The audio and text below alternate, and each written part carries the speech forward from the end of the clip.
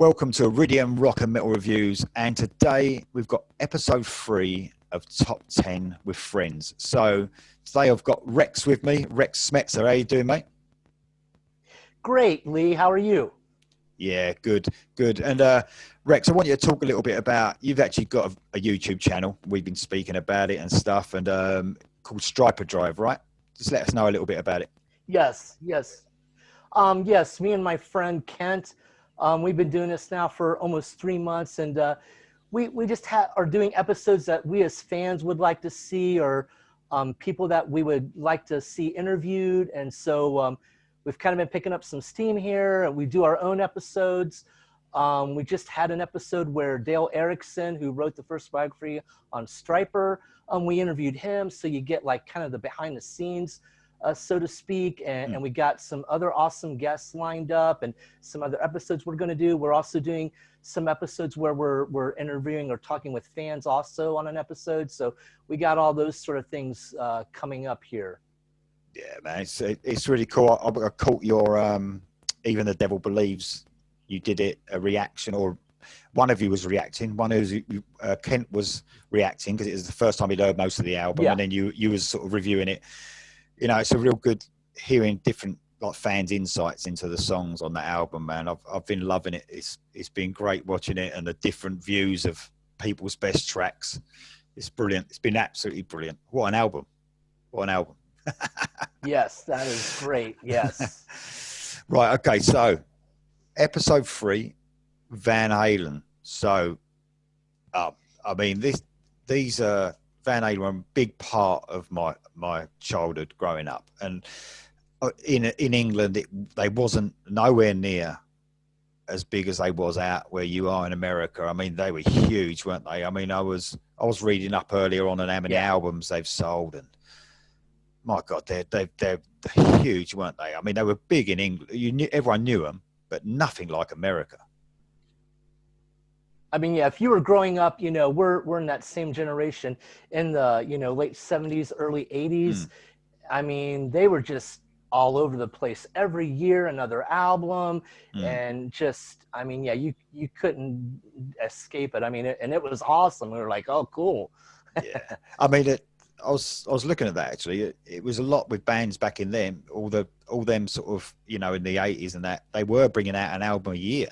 And Van Halen, like you said, 78, 79, 80, 81, 82, a couple of years gap with 84. And obviously, all bands are like now. They take years to bring an album out. And you can understand why as well. The money's not there anymore, is it? In albums, No, it's a whole different industry and time now. Yeah, it's sad because I remember, going to the record shop, I don't know about you, and looking through the albums and the covers and getting it home and reading the lyrics, and what a great thing that was, and it's not the same anymore, is it? I mean, I've got all my music on a blimmin' MP3 player thing in my car, it's just not the same. I mean, yeah, the whole experience is just totally different, and like you said, you would look at the album for hours and the lyrics, and just immerse yourself in it, and it's just not like that now. Oh man, I used to buy albums just for their cover. I used to think that looks good and get it and hope for the best. You don't you don't get any of that. You don't get any of that no more. But talking of Van Halen themselves, I mean, we haven't discussed our list whatsoever, which is that's really cool, because we can end up with the same songs, or they could all be different. But I'm just one thing for you. I'm a big Roth fan. Dave Lee Roth. Okay, I mean, yeah. And that's unusual for me, because you know what I'm like about singers and good singers, in rock. But there was something about David Lee Roth's voice in the Van Halen band that just, I don't think anyone else could have done it, so you can sort of tell where my list might be heading. Okay. Sure, no problem. And I mean, you have that with some bands. I guess I'm just going to start off with this right now. Like, I mean, you have some people who they're just like diehard Roth fans no matter what. Then you have some that are total Sammy fans, and then you have some people like me, like they just like all three eras, even with Gary Cherone. I know he gets a bad rap, and I'll talk a little bit about that later, but I'm pretty much, I like all three eras. If you had me pick an era, though, I probably would go with David Lee Roth. That classic lineup is just, it's almost unbeatable. This is the thing, isn't it? I mean, Sammy Hagar, you can't mistake his voice. Even now, he's got a great, great voice. And, you know, in the way I think and the way I feel about singers, that should be my choice. But I don't know. David Lee Roth was something else. He had half a voice, people used to say. He didn't have a great voice, but brilliant showman, obviously. To tell you the truth, he exhausts me. I watch him talk and I can't even, he wears me out. I don't think I could have him as a friend. I don't think I could handle it, Yeah. You really have to look at, those different singers, especially between David Lee Roth and Sammy. It's almost like two total different bands. I mean, really, even musically, Eddie was going keyboards at the end of the David Lee Roth era, but then it really manifests itself in the Sammy era. Yeah, and Sammy said that wasn't him. That Eddie was the one who was really pushing for all those keyboards. It wasn't Sammy. I know some people think it was Sammy. So they're just like really two bands, and they're hard to compare them to each other, really. They are literally like two different complete bands. So when I think of Van Halen, I think of Roth. That's the problem. Obviously, Eddie Van, I think of the whole band, but that's the singer I think of. And really, they invented, if you ask me, hair metal. They are the start of it, wasn't they? I mean, they're the first band, 1978, to be wearing all those tight trousers and stuff. And it's just, they were the ones that pioneered it, I think, But what a great band. Right. Should we can talk about, obviously, bits as we go anyway, but should we start with our lists? Yes. Do you want me to go first then, Lee? Yeah, man. You go first with a little why you've chosen that. Name the album if you like. Okay, sure. Yeah. My number 10 is actually from Van Halen 3 with Gary Cherone, and the song is "Fire in the Hole." That of the whole album, that song I think is the most rocking, Van Halen-ish sounding song from the album. Gary Cherone is a great singer also, and it's got that same guitar sound from Van Halen that we know and love. And it's a good rocking song, and I didn't want to leave out something from Van Halen 3, so that's kind of why it's at my number 10, but I really do like that song. Yeah, was it a single, that one? It was, wasn't it? I think it was, yeah. Yeah. I mean, obviously, that's the album that takes the most stick, isn't it, out of all the Van Halen albums? But I actually like his voice as well. I think he had a great. I really liked him in Extreme. I thought he was. I think the one album I actually liked of Extreme. Was it Pornography or something? Where that was a great album. I don't know. It's just I'm usually quite good at accepting other singers that come along, but I don't know, with Van Halen I just couldn't. But I know what you mean, though. He does deserve a chance, and he sang good live as well. Some of those Van Halen songs I've seen on YouTube. He's done a good job. Yep. I suppose sometimes it sounds like a bit of a tribute band, doesn't it, when it's not the original singer? But no, good choice, man. It's good. I like. It's good to have different choices. It's great. So my number 10. My number 10 is off the Fair Warning album, which is one of my favourite albums. Hear About It Later. I love it. Absolutely love this. I love that it's got a really melodic part in it. I think it's the pre-chorus part leading up, or it might be after the chorus. I just think it's a great song, and on a really great album. I mean, it's not one of the, when everyone thinks of Van Halen albums, they think of probably the debut in 1984, don't they? But they had some great ones stuck between those. Hear About It Later is a great song. That's my number 10. Cool. My number 9 is from the Seventh Seal. The song is Balance. or the album is balanced, and it has an awesome opening to the song with that drum hitting right at the beginning, and the guitar sound is again incredible. Alex's cymbals, you can really hear a lot of him hitting the cymbals on that song. They're mic'd very well for that song specifically, I think. And it's just another, rocking Van Halen song. Sammy does great on the vocals again. And it's the opener to the album, and you're just like, whoa, this is, kind of like days of old Van Halen albums. Yeah, I think they tried to go. If you look at the Sammy era, I think they 5150 or 5150 or whatever. It was really commercial, wasn't it? It really, and then it's like they tried to go. It's like they knew it was, and they tried to go heavier. But I think for me, they lost sort of a lot of the melody in some of those later Sammy ones. You know what I mean? There was no real catchy stuff. But 5150 was very catchy, wasn't it? Right. It was really melodic, But no, another great choice, mate. My number 9 is off the debut album, that classic debut album, and it's Feel Your Love Tonight.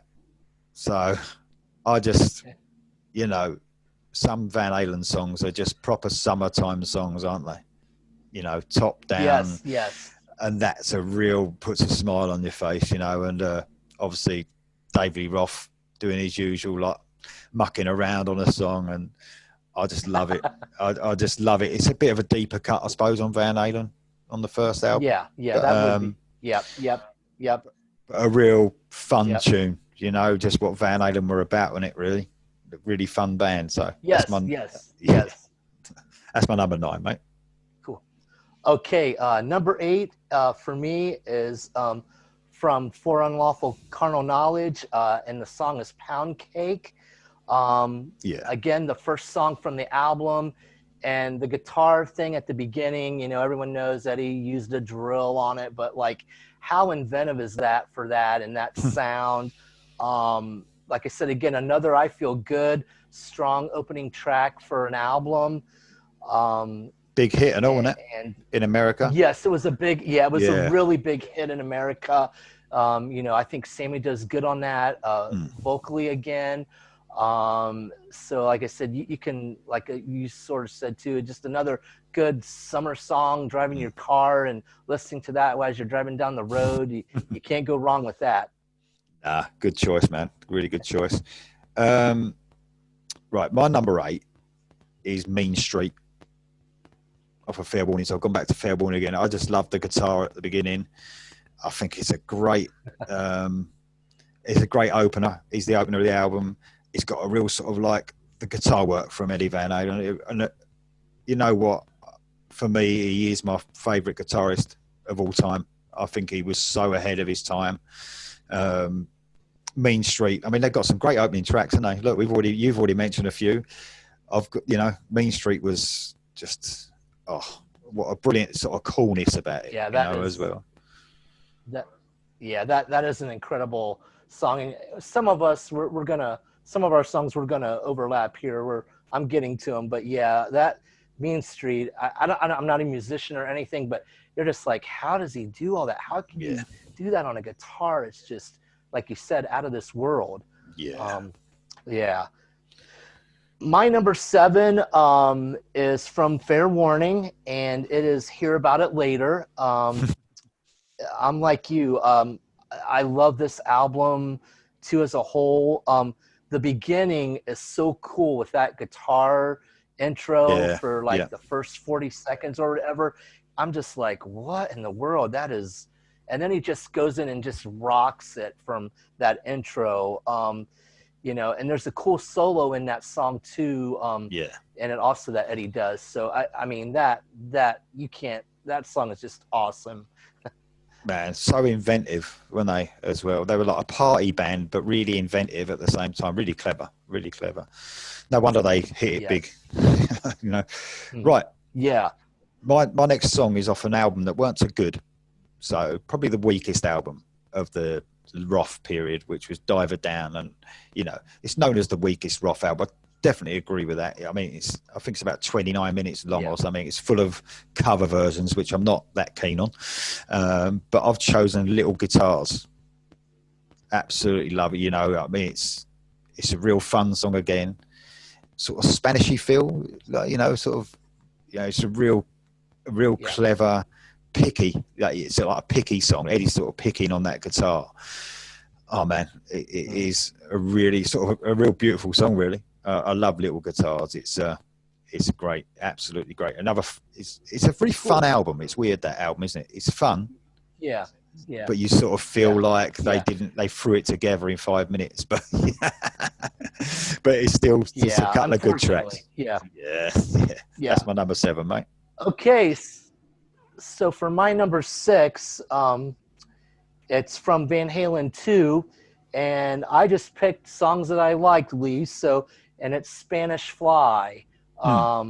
Even though there's no vocals in it, that I know it's only like almost a minute long, but another one where you're going, holy cow, how do you make an acoustic guitar do that? I mean, I still am amazed when I listen to that to this day. I'm just like, I don't know how he's doing it. I mean, I know I could get on YouTube and watch it all. I still would be like, I don't get it, I mean, but I just, every time I hear it, it just blows my mind away still. Yeah, it's brilliant. Some really cool choices, actually, man. It's good, really good, interesting. Right, my number 6 is off of Women and Children First, so their third album, I believe. Yes. In a Simple Rhyme. I love it. Absolutely love that song. Brilliant. This is a song where you get to hear how good backing vocalists Michael Anthony, what a vocalist as well, isn't he? I mean, you needed that in those 80s sort of bands. You needed good backing vocalists. The best bands had the best vocalists, didn't they? And they make the song just lift. Love in a Simple Rhyme. It's a real, again, I mean, these are all fun songs, and that's another one. Really cool listen that. So that's my number 6, mate. Cool. Yeah, I think if you would take that part out of the backing vocals on some of their songs, it would really be noticeable. And like you said, it does really add to the song where they're harmonizing and Michael Anthony's voice in that. I think sometimes that doesn't get enough credit as to the backing vocals of their songs. So for my number 5, it is from Fair Warning also, and it's Unchained. So like you said, the beginning is so cool. David Lee Roth vocals fit perfectly with that song. Anytime I hear this song, it puts me in a good mood immediately. Again, Eddie's playing is like out of this world. It's the guitar sounds kind of got that dirty, I don't know how to explain it, but sound, but just a feel good song too as soon as you hear it. I think that seems like one of the biggest. If you go on YouTube, it seems like there's a lot of live versions of that. It's like one of their biggest songs before 1984 album came along, wasn't it? That was a huge song, Unchained. I love it as well. It's a brilliant choice, mate. Right, my number 5 is off the 1984 album, and it's Drop Dead Legs. Oh man, it just goes along on that riff all the way through it. It's such a cool riff. Really, we've mentioned how inventive, the band are, but that riff is just something special in it, and excellent production on that 1984 as well. I thought it was one of the biggest albums of my childhood. Mm-hmm. Obviously, when it came out, I was only 14, but all the way through the 80s, it was if I made a tape or something, a mixtape, whatever you call it, one of them songs would make it on it off of 1984. And absolutely, I loved it. It's possibly my favourite Van Halen album. I'm not 100% sure. You know, Okay, I cool. think. Yeah, that is a good song, Lee. Oh Yes. yeah, yeah. Okay, well, my number four, and it's also from 1984, Sure. and the song is Yeah. Panama. Oh yeah. Just, I mean, what can you say? Everyone knows the song. I mean, it's just a classic song. Um, it just makes me want to play air guitar. There's just all kinds of different guitar playing on that song. And as we said before, the background vocals are really Yeah. good with that. It accentuates the song even more. Mm. I mean, it just, as soon as you hear it, you know what that is. Yeah, I just love that song. Man, this brings back a lot of memories for me as well. It's weird. This was one of the like, I was a bit too young to drink, but I was still in the pubs when I was like 15 years old. It was quite lax around where I lived, and there was a video jukebox, and it was one of the first I've ever seen, and you could play you weren't just playing music, you was playing the videos, and that video of Panama was on the jukebox in the pub we used to go into. Oh man, and it's probably one of the heaviest songs as well. It's really heavy, and it's got a real stomp about it, hasn't it? A real heavy stomp. Yeah. I love the bit when it really mellows out with Dave Lee Roth, talking, reach Yeah. down between my legs, pull my seat back, and all that. Yeah. And then it gets Yeah. going back into the song. It's such a catchy song. And I've heard people say, like on YouTube and that, on these sort of channels that we talk on, that they've had enough of it and it's overplayed and they couldn't care less if they didn't hear it again. It still feels fresh to me, man. I never skip it if it comes on. Yeah. It's a brilliant song. No. Right. My number 4 could be on your list still. it's probably Okay. it's probably one of the most popular Van Halen songs off of the first album, of the debut album, Ain't Talking About Love. Oh, I mean, man, that guitar work on this, it's just amazing. What a excellent riff, and then that little fiddly bit, and then the chords coming in as well. A real shout it out song, like a gang vocal type thing from the band. Love it. Absolutely love Ain't Talking About Love. Just you think about it as well, man. The production they got on that album in 1978 is so clear. Them guitars cut through. Unbelievable. Absolutely unbelievable. For a debut album. No wonder it's talked about as probably one of the best debut albums ever, isn't it? So brilliant song. That's my number 4. Yes. Okay, well, you're going to get a kick out of this, Lee, because it's my number 3. Ain't Talking About Love is my number 3. So we're really close. Like you said, it has that kind of dirty guitar sound. In the middle of the song, Eddie does some harmonics in there that is just like, oh, wow, it's just has that. It's a hard driving song from the get-go, after the little intro there. I mean, everyone knows that song too. That's just an awesome song, I feel. Yeah, I mean, David Roth sort of talking over it near enough in the verses. Absolutely brilliant. Love it. All right then, mate. My number 3, isn't it? My number 3 now. Off of Women and Children First. So going back to that again, and Take Your Whiskey Home. Oh, what that little sort of bluesy little bit at the beginning where they're mucking around, and then it goes into the song. Brilliant. They're excellent crunching chords and really funny, cool vocal lyrics. Really funny lyrics as well, and I absolutely love it.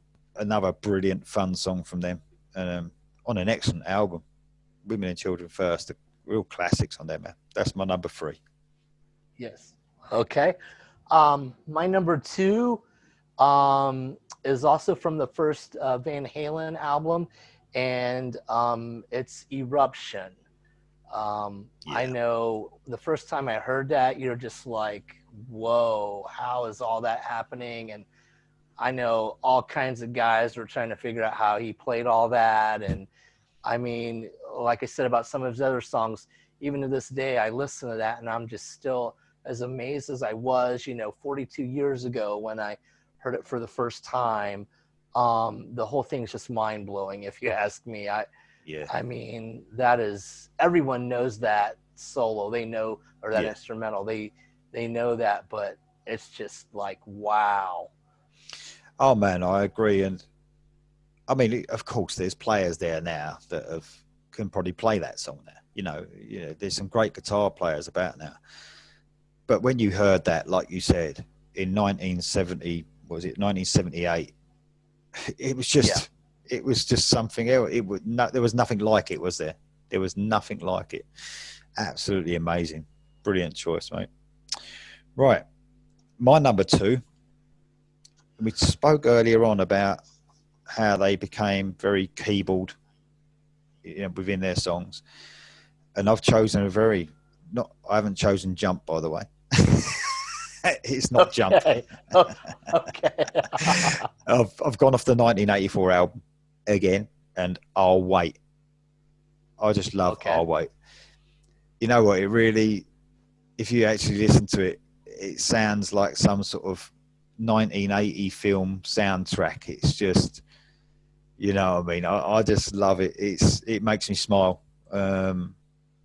Really corny lyrics, a little bit corny, but what a great song. It's just, I always think of that one and Drop Dead Legs as I think of those songs on 1984. And it's like what they're sort of. I know they're completely different, but I don't know why I think they're similar. But one's got the heavy guitar and one's got the keyboards. I love it. I love Our Way. Yeah. That's my Yeah. number two. Yep. Okay. My number one is from Fair Warning, Mean Street. Um, yeah, the introduction to that with all that tapping, that I think that's what Eddie's doing, is tapping. Yeah, It's a great song, man. it has that classic Van Halen sound. The guitars throughout the whole song are incredible. I mean, I never would get tired of hearing that song. If I just No, played that over and over, I would not get tired of hearing that. you're totally right there, man. That's a brilliant choice. Obviously, I had that choice as well. It's good. Yes, yes, yes. And my number one is one that you've mentioned already, and I've chose Panama. Okay. Panama's my number one. It's just, you know, I know I've heard it a million times, but it doesn't even matter if I hear it a million more. I love it still. I think Right. Right. there's so much energy in that, and it really shocks me now when I think they broke up after that album. That was an amazing album, one of the strongest they've ever done, and if not, sometimes I feel probably my favourite album. And they broke up. It's just amazing, isn't it? What they got out of that band just before that. But there's a lot of personalities there, and there clashes. Like I said, I couldn't spend a day with David Lee Roth, let alone years. Yeah. No, yeah, yeah. It's too out of there for me. So that's great, brilliant list, mate. Loved it. You too, Lee. But we got some honorable mentions. Sure, yeah. I just got 5 here, and I'm just going to rattle them off kind of. Josephina from Van Halen 3, Don't Tell Me What Love Can Do from Balance, House of Pain from 1984, Yeah. Take Your Whiskey Home from Women and Children First, and Dreams from 5150. Cool. Really good there, man.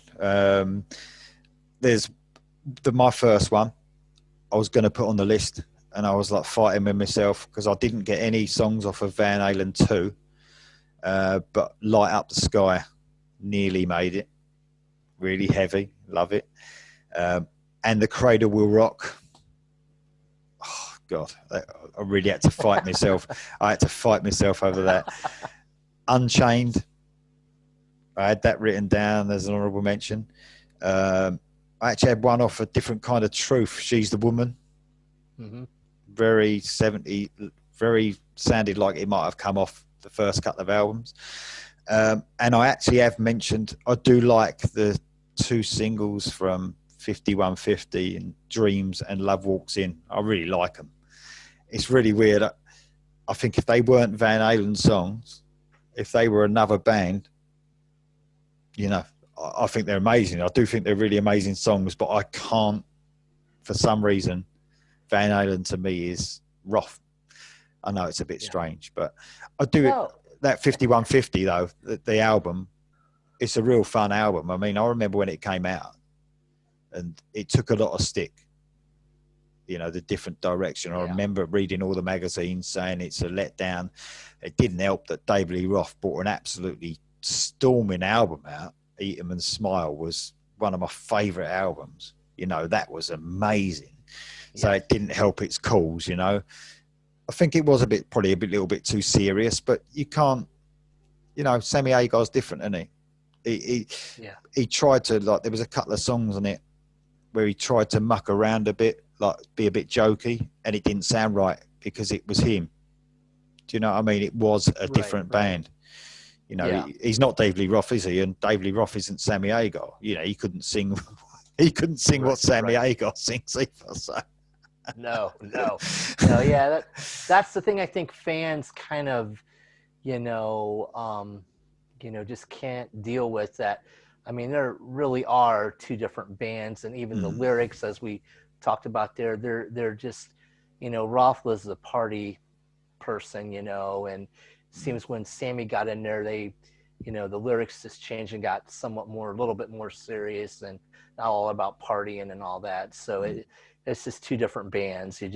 That's all there is. It's what it is. I mean, it had to be. I think they had to have that direction. They couldn't have carried on with the same sort of music. It was the right thing to do. Right. But like you said, it just seems like even when people ask, don't they, do you like Van Halen or do you like Van Hagar? It is literally like two different bands, you know.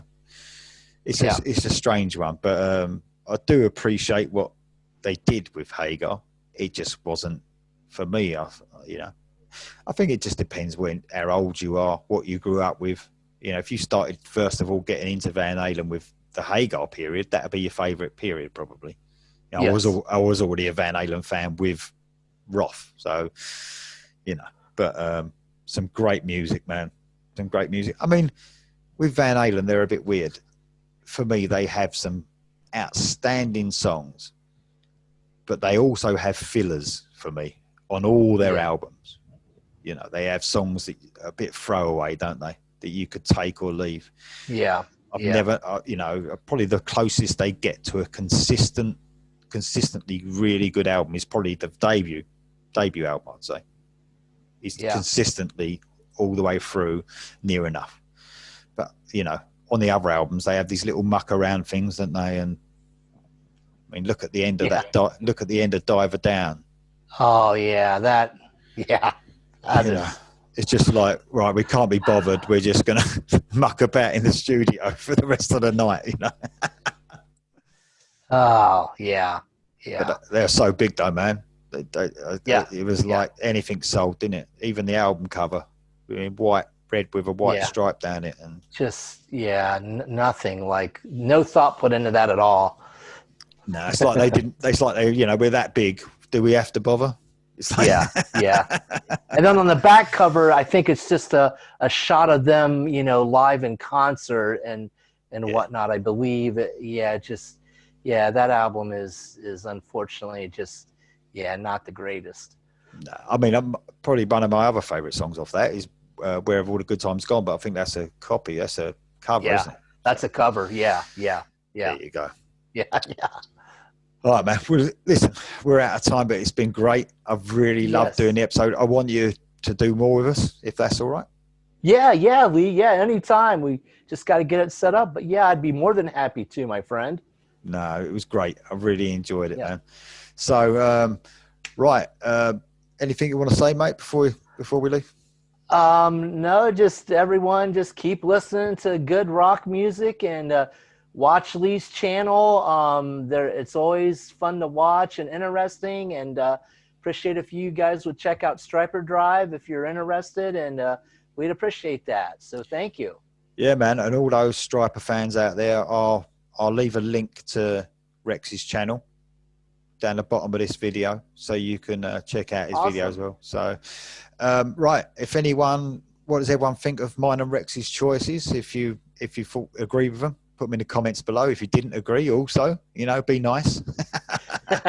And I hope you enjoyed the video. So catch you soon, guys. Thanks.